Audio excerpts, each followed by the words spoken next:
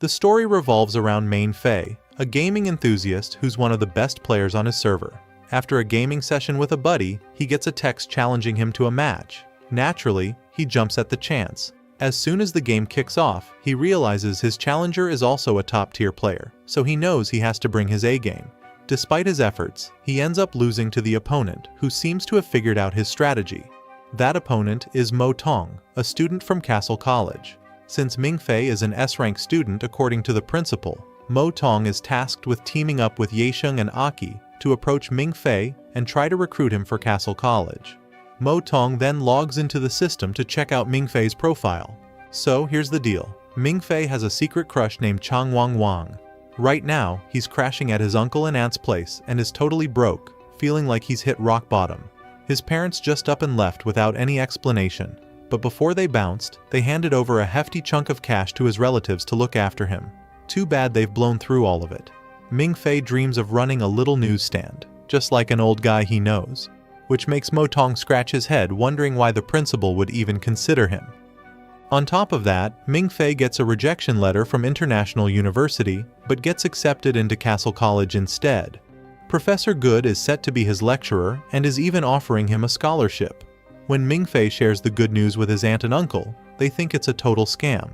But then, Castle College calls, asking them to come in for an interview the next day.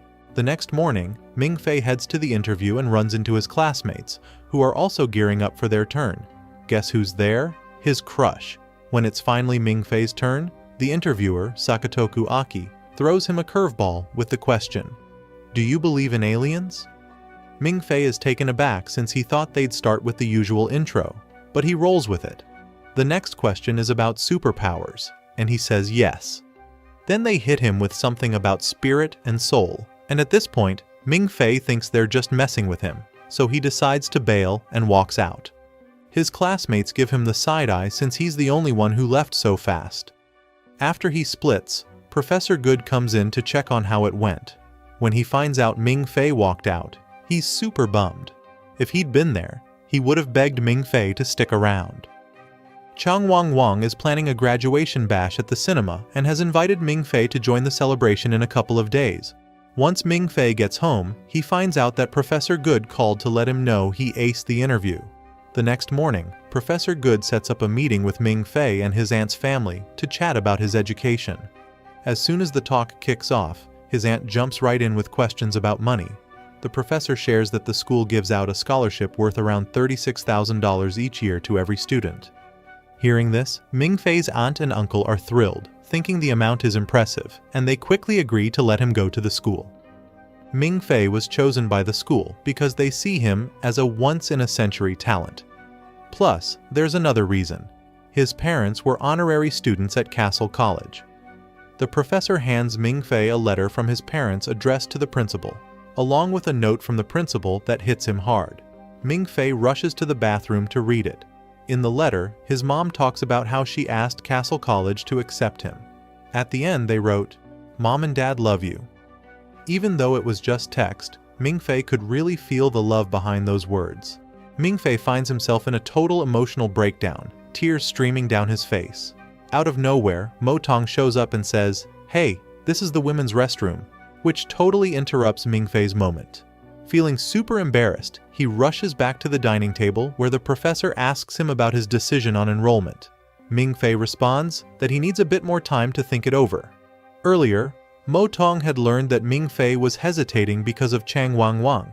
Ming Fei thinks Mo Tong just guessed, but soon realizes that Mo Tong is actually the player who beat him that night. He starts to wonder how Mo Tong knows so much about his life. While holding his phone and thinking about Chang Wang, he decides it's time to confess his feelings. Just then, Mo Tong pops up behind him, giving him a scare. The professor sent Mo Tong to persuade Ming Fei to enroll at Castle College. Noticing Ming Fei still unsure, Mo Tong bluntly tells him that Chang Wang isn't into him. But Ming Fei isn't ready to throw in the towel because his love for her is too strong. With no other options, Mo Tong steps in to help Ming Fei come up with a plan to confess to Chang Wang. After digging into the Norma system for some intel on Chang Wang, Mo Tong heads out. The next day, Ming Fei and Chang Wang hit the shops to grab supplies for the graduation ceremony.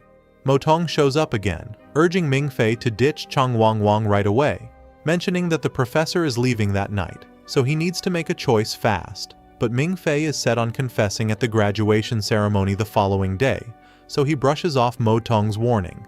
Later at home, Ming Fei practices his confession in front of a mirror, determined to be ready for the big moment.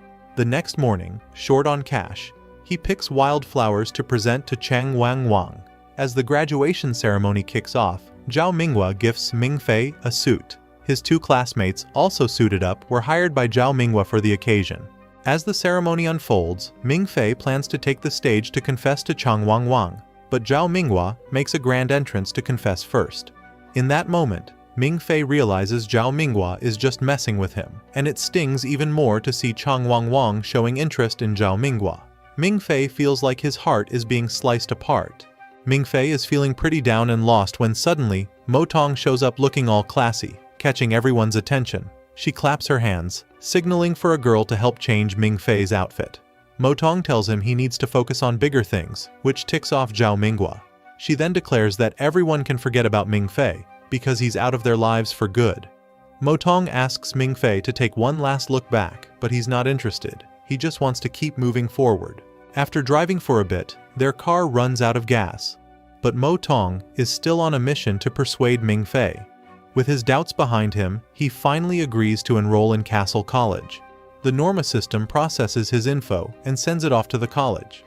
A few days later, Ming Fei is trying to catch a train to Castle College, but the guard mistakes him for a homeless person and won't let him in. A restaurant also turns him away, thinking he's a beggar. Frustrated, he sits at the station until a guy named Finger comes up to him. Finger, who's also broke, asks Ming Fei for some cash to buy drinks. Turns out, Finger is a senior at Castle College. He explains that the college is tucked away in the mountains, and only the secret train can get students there. Finger mentions that if Ming Fei is a top student, someone will come to get him. But if he's not, he'll have to wait for the secret train. While waiting for the train, Ming Fei dozes off and dreams about a boy in a Castle College uniform, someone who feels familiar to him. Suddenly, the secret train's bell rings, waking both him and Finger. A man steps out of the shadows to check their passports. The examiner and Finger are stunned to discover that Ming Fei is an S-ranked student, a status on par with the principal. They realize Ming Fei forgot to swipe his student card, which is why no one came to get him. Ming Fei swipes his card, and the whole station lights up as all the devices switch to a special mode for high-ranking students. Shortly after, a luxury train pulls up to collect him. Professor Good opens the door and is thrilled to see Ming Fei again. During the ride to the college, the professor wants to chat privately, so he asks Finger to step out. He hands Ming Fei a contract and explains the school's secrecy. Castle College studies dragons, aiming to eliminate them. Ming Fei is doubtful and thinks the professor might be a bit off. Out of nowhere, Ming Fei faints and has another vision of the boy from his dream. The boy shows him the spot where Nidhogg, the ancestor of all dragons, was slain 1,000 years ago, marking a new era. When Ming Fei comes to, the professor sees he still doesn't believe him. To prove his point, the professor shows Ming Fei two ancient artifacts. First, he pulls out a dragon scale and asks Ming Fei to shoot it, but the scale remains unharmed. Then, he reveals the second artifact, a bright yellow baby dragon, fast asleep. Ming Fei initially thinks it's just a piece of art, but the baby dragon suddenly wakes up and thrashes around in its container before dozing off again. The container, made of advanced materials, holds strong against its power. After seeing all this, Ming Fei reluctantly comes to terms with the fact that dragons are real and decides to enroll at Castle College. He knows that if he turns it down, he'll end up brainwashed, as stated in the contract. The professor shares that powerful dragons are napping in China, and it's up to the students to take down the Dragon King in the central part of the country. Ming Fei is taken aback that he hasn't met any other students yet. Suddenly, a siren goes off, and he watches in shock as students start shooting at each other, even injuring the professor. Scared out of his mind, Ming Fei observes the chaos unfold. Eventually, the fighting stops, and the remaining students decide to settle things with swords. Just as Ming Fei is about to find a doctor for the professor, he notices a duel between the two leaders, both showcasing amazing skills. At that moment, Mo Tong shows up and tells Ming Fei to duck because another student has him in their sights. Unfortunately, Mo Tong gets taken down because Ming Fei is too slow to react. Furious at seeing Mo Tong fall, Ming Fei grabs a gun to get revenge. Just then, the music signaling the end of the fight starts playing, and nurses rush in to help. Professor Good comes too, and Ming Fei, thinking he's been possessed, tries to purify him. The professor clarifies that it was just a training exercise, with the bullets being anesthetic and the blood fake. To prove his point, he stabs himself with a bullet and, predictably, faints again. Before long, most of the students come to their senses. Professor Main, the financial head of the school, is fuming as he calls the principal to put an end to the chaos caused by the massive damage to the facilities. But the principal stands by the students, especially on this day of liberty, where they can stir up trouble as long as no one gets seriously hurt or worse. He even gives a shout out to Ming Fei for taking down Caesar and Chu Jihong on his very first day. All eyes are on Ming Fei when they find out he's an S-rank rookie. To steer clear of any issues, Ming Fei quickly grabs his stuff and heads to the dorm with Finger. Finger then shows Ming Fei around Castle College. Since Ming Fei isn't too familiar with Yanling magic, Finger takes him to a class that covers it. Yanling magic is all about the connection between dragons and their bloodlines, with nearly 100 different types ranked by their power. Just then, a student loses control of their Yanling magic, but luckily, a lecturer steps in just in time.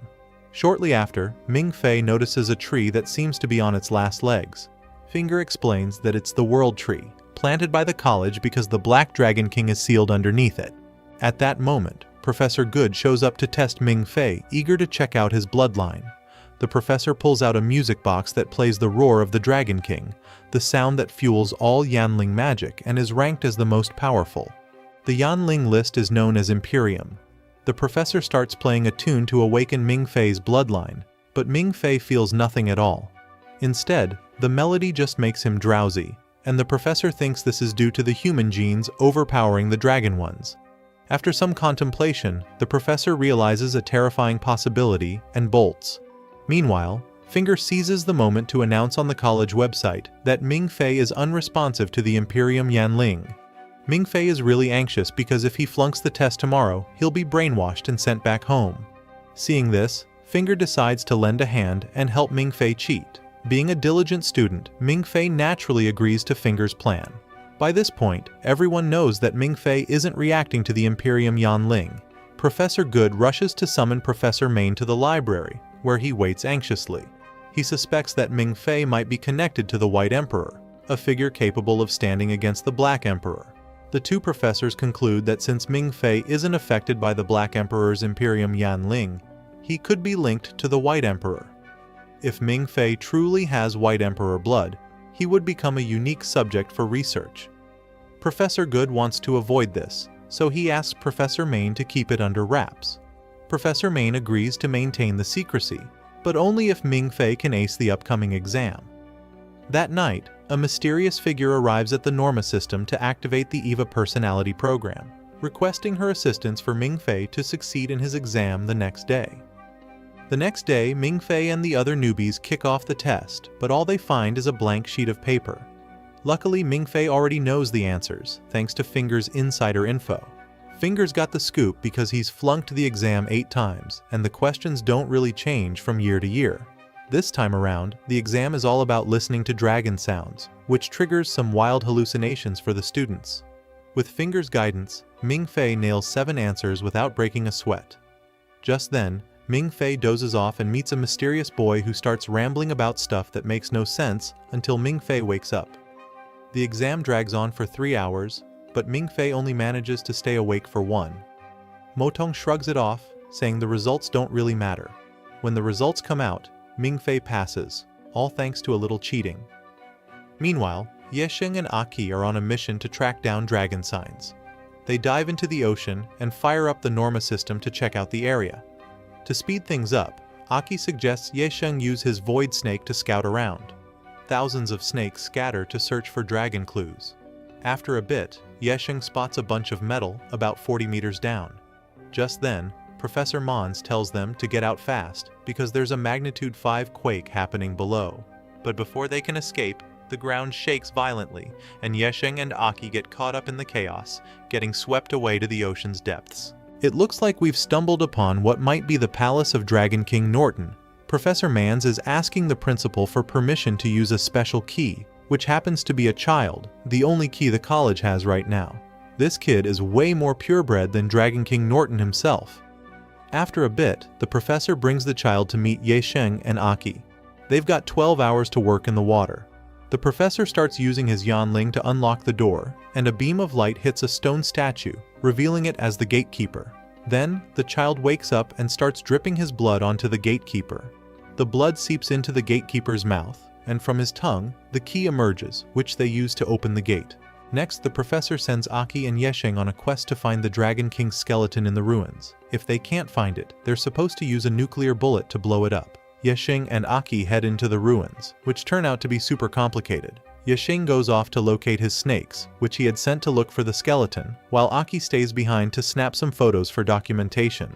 While she's at it, Aki spots some dragon characters on the branches, so she takes pictures and sends them to the Norma system for analysis.